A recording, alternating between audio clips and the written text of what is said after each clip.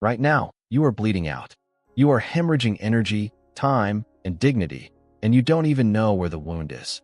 You look at your life and you see a trail of people who took what they wanted from you and left. You see friends who only call when they need a favor. You see bosses who heap work on you because they know you won't say no. You see lovers who lost respect for you the moment you made them your entire world. And you are confused. You were told a lie your entire life.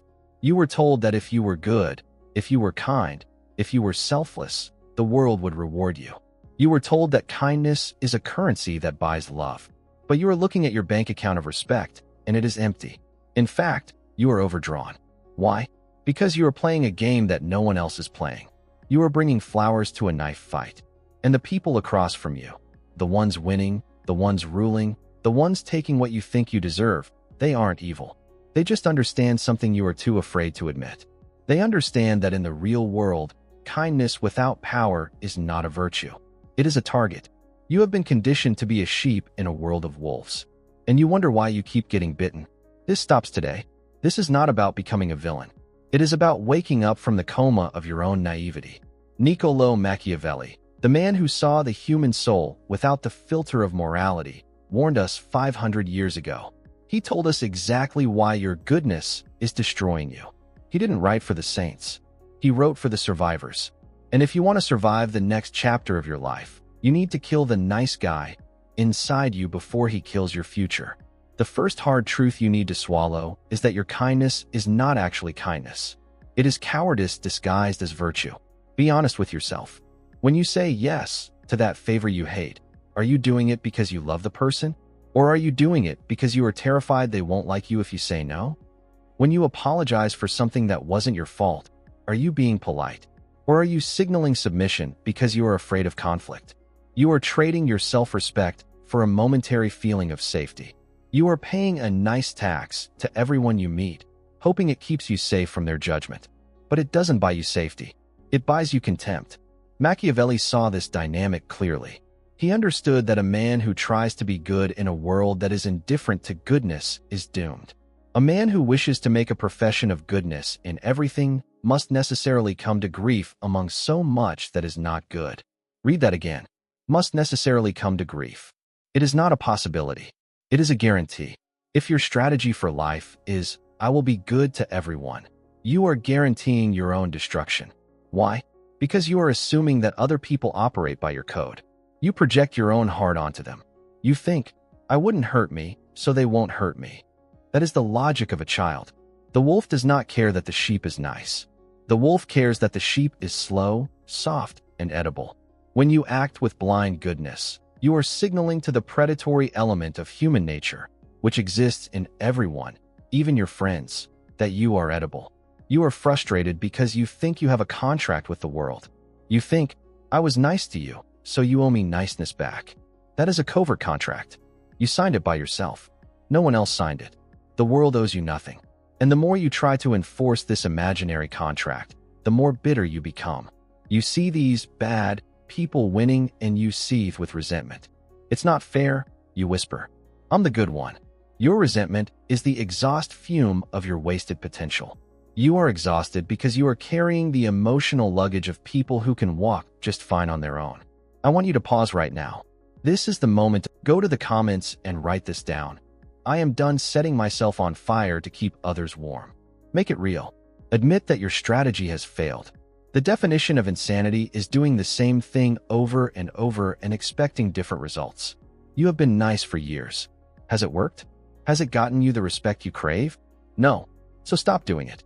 The problem is that you equate being harmless with being good. You think that because you can't hurt anyone, you are a moral person. You are wrong. A rabbit is not virtuous because it doesn't eat the wolf. It is just a rabbit. It has no choice. A man who has the capacity for danger, the capacity for ruthlessness, but chooses to be kind, that is virtue. That is power. But you are harmless. You have defanged yourself because you are afraid of your own shadow. And people can smell it. They smell the fear on you like cheap cologne. When you are harmless, you are ignored. You are the background noise of other people's lives. You are the reliable one, which is just code for the one we can use. You need to learn how to be dangerous. Not evil. Dangerous. There is a difference. A dangerous man has boundaries that cut like razors. A dangerous man speaks the truth even when it hurts feelings. A dangerous man is willing to walk away from any deal, any relationship, any situation that disrespects him. And because he is willing to walk away, people chase him. You are terrified to walk away, so people walk all over you. Machiavelli stripped away the fairy tales about human nature. He told us exactly who we are dealing with. You think people are generally grateful? You think they remember your favors? For it may be said of men in general that they are ungrateful, voluble, dissemblers, anxious to avoid danger, and covetous of gain. Ungrateful, voluble, dissemblers. That means they are fickle. They are liars. They are greedy. This is the default setting of the human operating system. It doesn't mean you can't love people. It doesn't mean you can't have friends. But it means you must build your house on rock, not on the sand of their gratitude. If you build your self-worth on the gratitude of others, you will be homeless. People forget what you did for them yesterday as soon as they get hungry today. The nice guy thinks his sacrifice will be remembered. He thinks, I stayed late to help my boss. He will remember this when promotion time comes. No, he won't. He will remember that you are the guy who stays late for free. He will remember that you are cheap labor. He will promote the guy who demands respect, the guy who negotiates, the guy who scares him a little bit. Why? Because he respects the man who respects himself. He does not respect the doormat. He wipes his feet on the doormat. You have been taught that selfishness is a sin. That is slave morality. It is a morality invented to keep you compliant. Don't be selfish, they say. Meanwhile, they are selfishly taking your time, your money, and your energy. You need to reclaim the virtue of selfishness. This doesn't mean exploiting others. It means prioritizing your own mission. It means putting on your own oxygen mask first. You cannot save the world if you are suffocating. And right now, you are suffocating under the weight of shoulds. I should go to that party. I should help him move. I should listen to her complain for 3 hours. Burn the shoulds. Replace them with wants. Do you want to do it? Does it serve your purpose? If the answer is no, the answer is no. And you don't offer an excuse. The nice guy always offers an excuse. I can't come because my cat is sick and my car broke down. He lies because he thinks his no isn't valid on its own. The Machiavellian man says, I can't make it. End of sentence. The silence that follows is not awkward. It is powerful. It forces the other person to accept your boundary without inspecting it. You are afraid that if you stop being good, you will become a monster. You are afraid that the dark side will consume you. This fear is what keeps you weak. You need to integrate your shadow. You need to find the part of you that is aggressive, the part that is hungry, the part that wants to win, and you need to shake its hand. That monster is your fuel. That monster is what gets you out of bed when you are tired. That monster is what protects your family when the wolf comes to the door. If you keep him locked in the basement, he will tear the house down from the inside. That is what your anxiety is. It is your inner monster screaming to be let out, screaming to be used for something useful. Machiavelli tells us that we must be capable of shifting gears. We cannot be locked into one mode of behavior. The world is fluid. You must be fluid. Therefore, it is necessary for a prince who wishes to maintain himself to learn how not to be good, and to use this knowledge and not use it according to the necessity of the case. Learn how not to be good. This is the master key. It doesn't say be bad all the time. It says learn how. Have the capability. Have the option. If you only know how to be nice, you are a robot. You are programmed. You have no free will. But if you know how to be ruthless, and you choose to be kind, that is freedom. That kindness has weight. It has value. Because the person receiving it knows you could have destroyed them, but you chose not to. Think about the men you admire. The characters in movies, the leaders in history. Are they nice? No. They are just. They are strong. They are dangerous. But they are not nice. They don't giggle nervously to break the tension. They don't apologize for taking up space.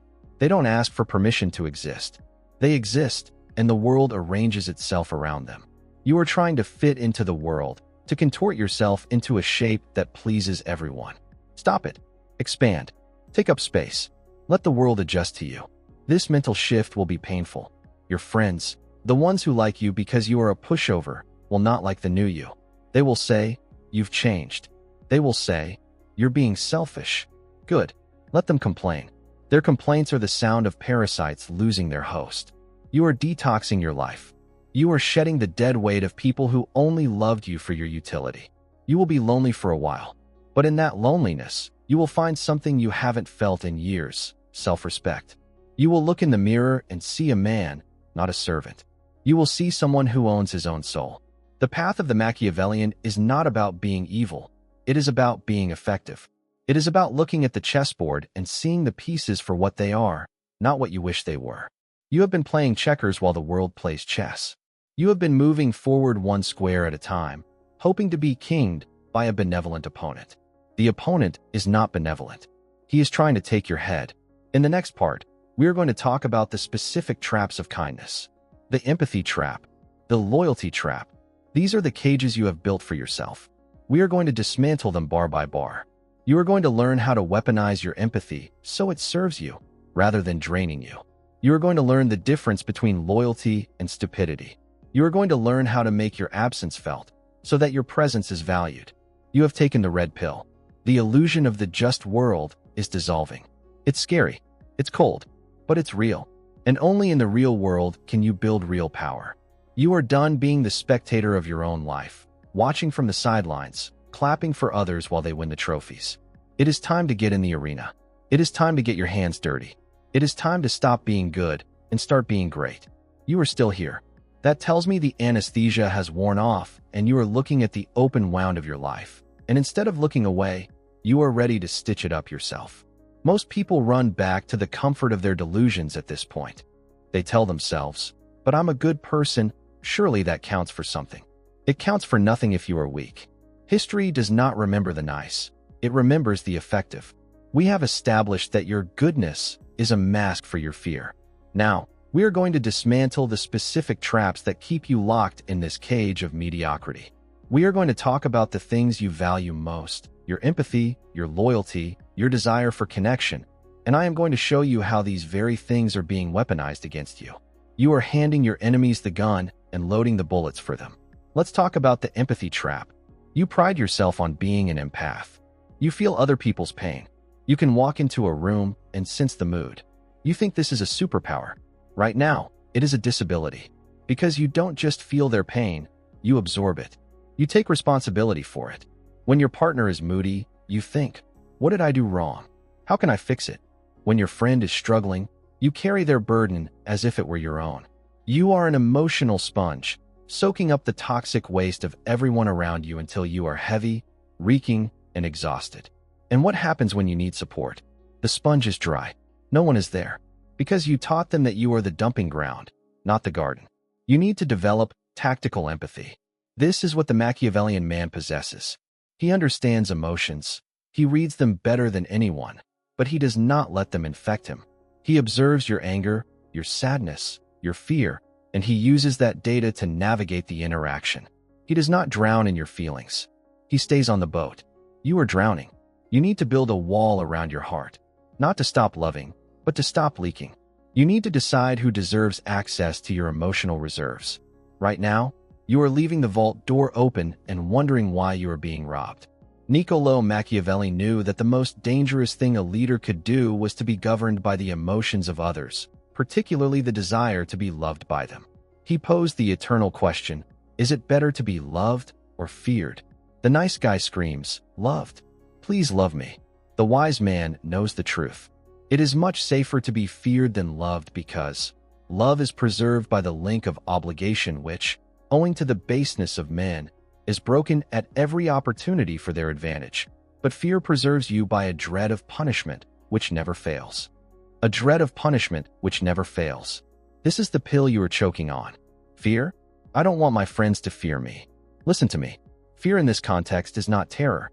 It is not holding a gun to their head. It is respect. It is the dread of punishment. What is the punishment? Losing you. Losing your attention. Losing your favor. Right now, no one fears losing you because you have made it clear you will never leave. You are the loyal dog that waits by the door even when it gets kicked. Why would they treat you better? They have you locked in. You must create the fear of loss. You must be willing to walk away.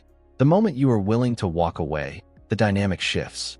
Suddenly, they have to earn your presence. Suddenly, they are careful with their words because they know you have a limit.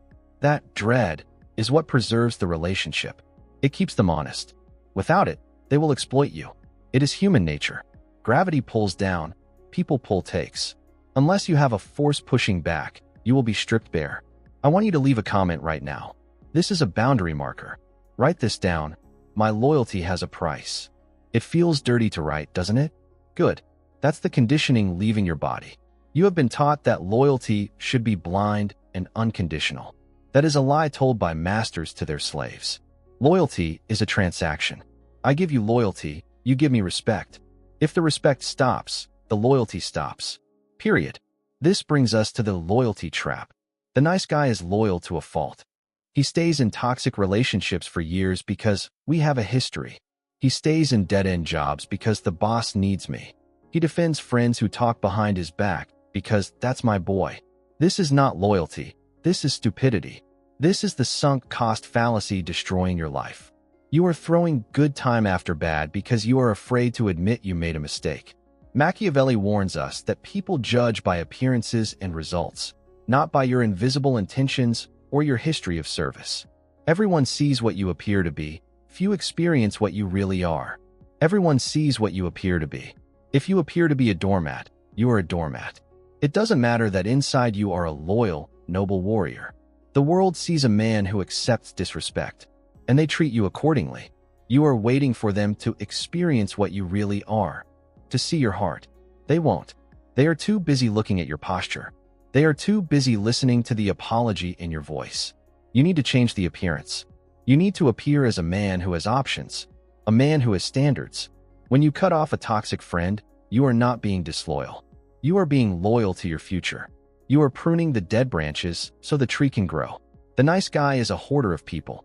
He keeps everyone, even the ones who rot his soul. The Machiavellian man is a curator. He selects his circle with extreme care.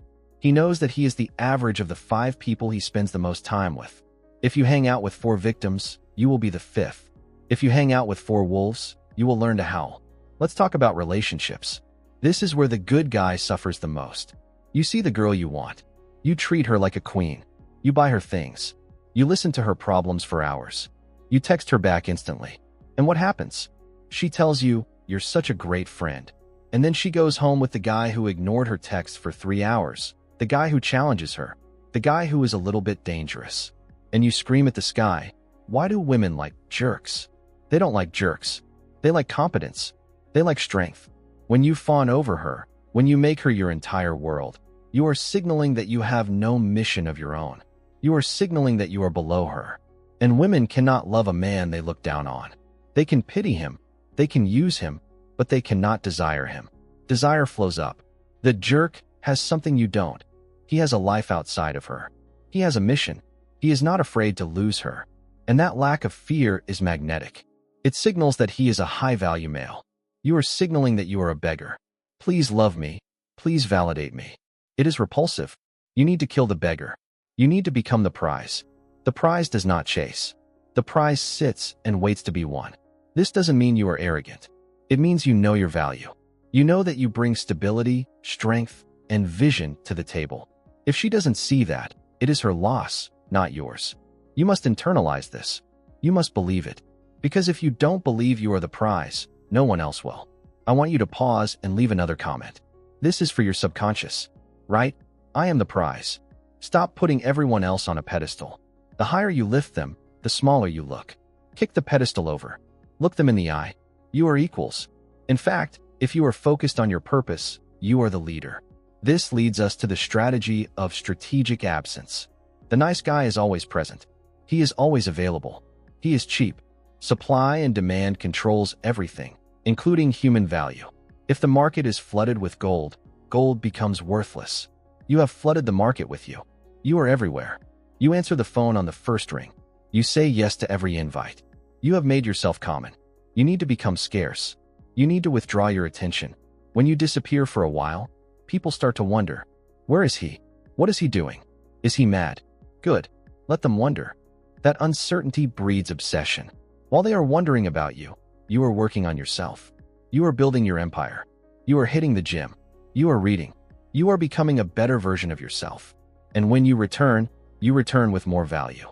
But you also return with a reminder. Your presence is a gift, not a right.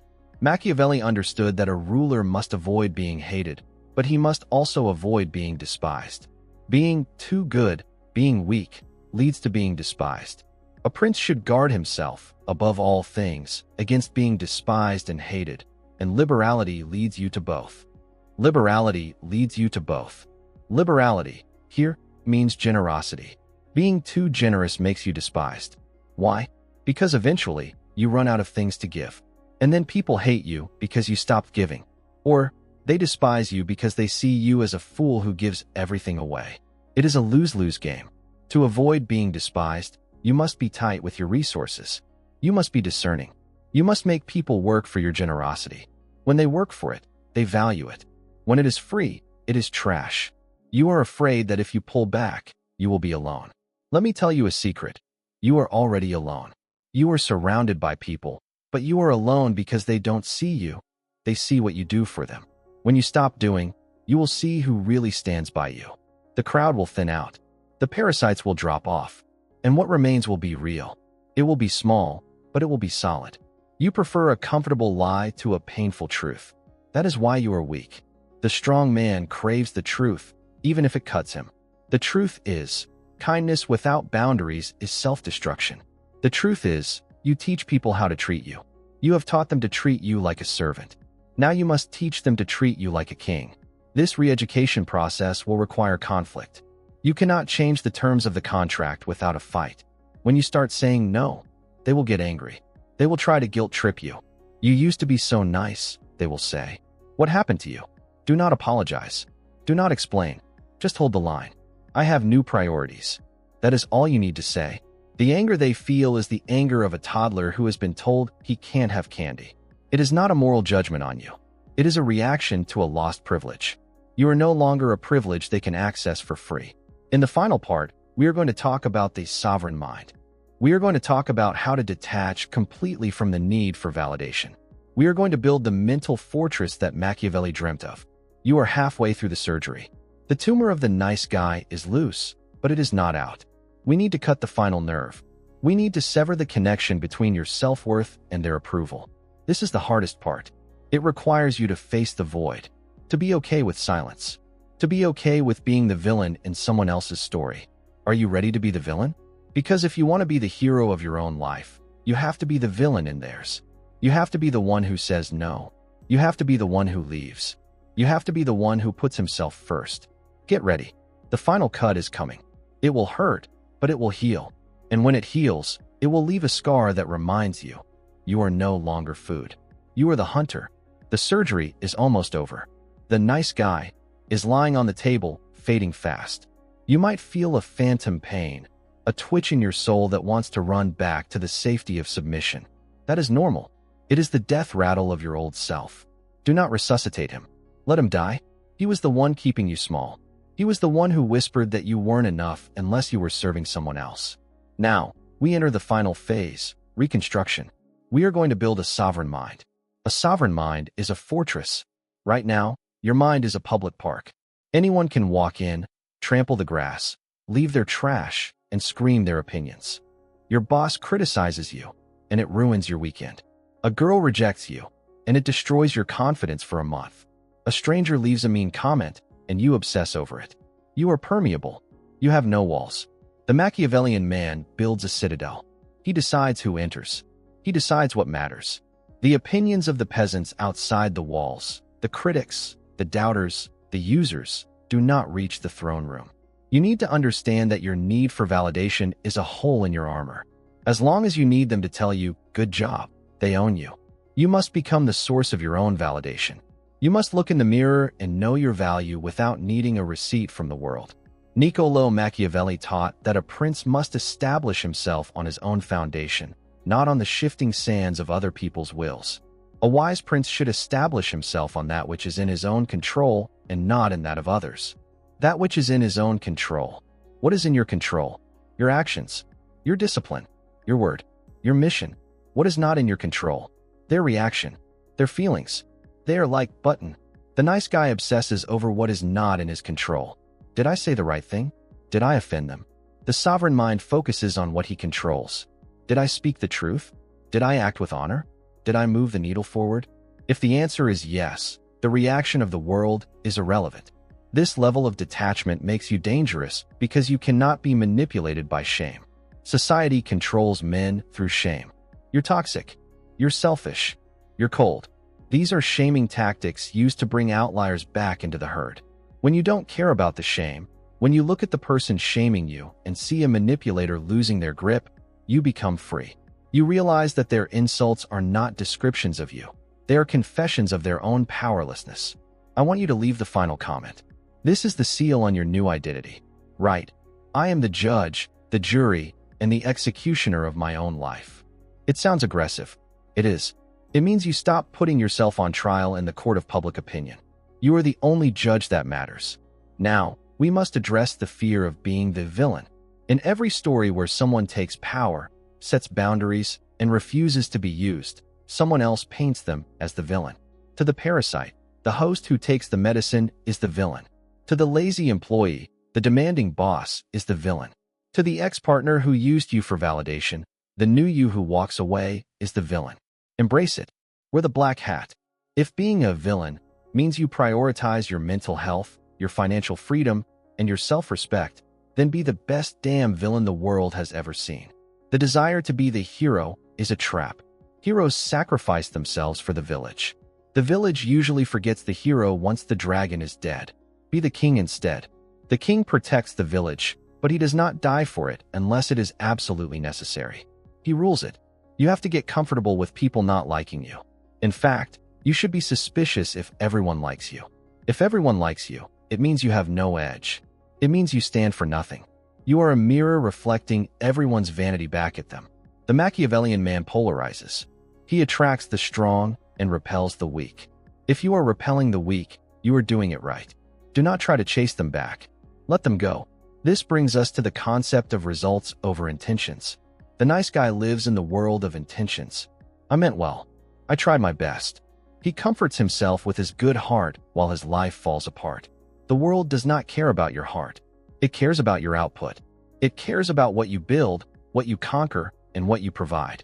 Machiavelli is famous for the concept that the ends justify the means. While this is often twisted to justify evil, the deeper lesson is that results are the only metric of truth. In the actions of men, and especially of princes, from which there is no appeal, the end justifies the means. The end justifies the means. Or more accurately translated, one judges by the result. Stop judging yourself by your intentions. Judge yourself by your results. Are you fit? Are you wealthy? Are you respected? If the answer is no, your good intentions are worthless. You need to change your means. You need to change your methods. Being nice was a method. It failed. It brought you 0 results. Now you must try a new method. Being effective. Being ruthless with your time. Being disciplined with your focus. The Machiavellian man does not cry about the rules of the game. He learns them, and he exploits them. If the world rewards competence, he becomes competent. If the world rewards boldness, he becomes bold. He does not sit in the corner wishing the world rewarded niceness. That is the behavior of a child who wants to change the rules of Monopoly because he is losing. You must integrate the lion and the fox. You need the dual nature. You have been a sheep, which is neither strong nor smart. It is just food. The lion is the raw power to say no, to fight back, to enforce boundaries. The fox is the intelligence to navigate social traps, to spot manipulators, to know when to speak and when to be silent. A prince, therefore, being compelled knowingly to adopt the beast, ought to choose the fox and the lion, because the lion cannot defend himself against snares and the fox cannot defend himself against wolves. Choose the fox and the lion. You need both. If you are just a lion, you will be trapped by a smarter enemy. If you are just a fox, you will be eaten by a stronger enemy. The nice guy is neither. He has no claws and no cunning. He is defenseless. This transformation requires you to kill your naivety. You have to stop being surprised when people betray you. You have to stop being shocked when your kindness is not returned. Expect it. Plan for it. When you expect people to be self-interested, you are never disappointed, only prepared. This is not cynicism, it is clarity. It is taking the blindfold off. And in that clarity, you will find peace. The nice guy is anxious because he is always waiting for the world to validate his delusion. He is waiting for the parade in his honor. It never comes. The Machiavellian man is peaceful because he sees the world exactly as it is. He navigates the terrain with eyes wide open. He doesn't trip because he is watching the path, not the sky. Now, look at your future. If you do not flip this switch, what does the next 10 years look like? More of the same. More being used. More resentment. More nights staring at the ceiling wondering why you aren't enough. You will grow old, bitter, and invisible. You will be the man in the background of other people's photos. Or, you flip the switch. You endure the pain of change. You lose the fake friends. You face the conflict. And on the other side, you are the main character. You are the one who decides. You are the one who walks into a room and shifts the atmosphere. You are the one who is respected not because you are nice, but because you are undeniable. The choice is yours. But understand this, there is no middle ground. You cannot be a little bit sovereign. You are either a ruler or a subject. You either own your mind, or you rent it out to the highest bidder. You have the knowledge now. The ignorance is gone. You can no longer pretend you don't know why you are suffering. You are suffering because you are choosing to be weak. You are suffering because you are refusing to pick up the sword. Pick it up. It will feel heavy at first. Your muscles are atrophied from years of carrying nothing but other people's baggage. But day by day, it will get lighter. Day by day, your swing will get truer. And one day, you will look back at the nice guy you used to be, and you won't even recognize him.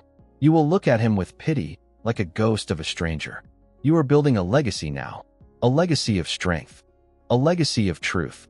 A legacy of a man who woke up from the dream of kindness and stepped into the reality of power.